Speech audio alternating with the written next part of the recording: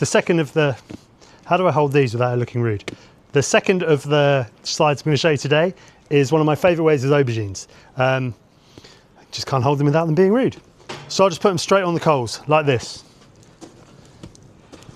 And what we're waiting for them to do is completely collapse, and you'll know they're properly done when they're nice and soft around the neck. You might hear them burst because there's a lot of moisture and a lot of air inside that'll expand. If they burst, don't worry about it. You just want to cook them to the insides, to the meat essentially. It's really, really soft. We're going to be eating that with half a chicken. So again, just a little bit of olive oil on the outside and plenty of salt, and then onto a really hot grill. We'll just drop this down. I've had the fire going, so we're building a really good bed of embers again. As always, really good bed of embers is key to what you're doing here. And on it can go. Just drop this chicken down a little bit so it cooks a bit faster, and I'm not worried about how long the aubergines are going to take. They'll take as long as they'll take. I was doing an event for Sunset Grill this weekend and talking to some people that were quite new into barbecue, and they were saying, how do I get my timings right? How do I get my timings right? And I said, well, what I do is I invite people over and tell them there's going to be food sometime between 6 and 8, and make sure I have plenty of drinks. And that way you don't have to worry about rushing stuff.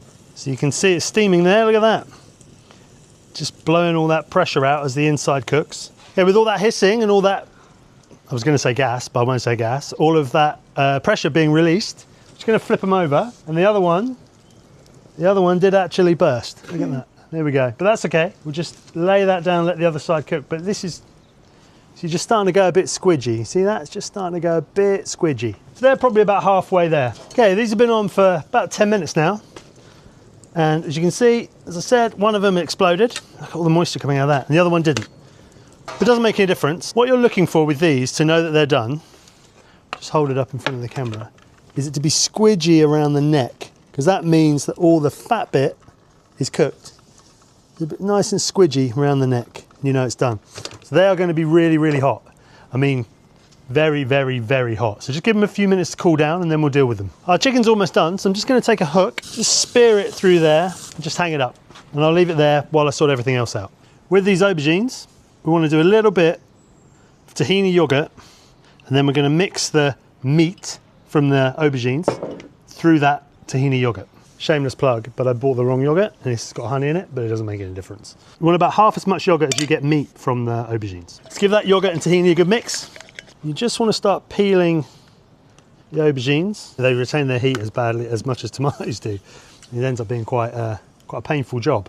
Lay that nice and flat, just run your spoon or your fork over it, and all that sort of delicious, soft meat from the inside will just come out. Don't worry if you get a little bit of skin in it. It doesn't make a huge amount of difference. Just scrape out all of that meat. We transferred all of that into the bowl, give it a good mix, season, and take a little bit of Ras El Hanout.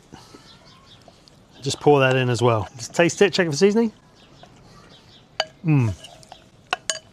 Amazing. Got some half a roast chicken with some aubergine, tahini, and yogurt. We'll just finish it with a bit more Ras El Hanout. Really simple, really, really delicious. So creamy and textured.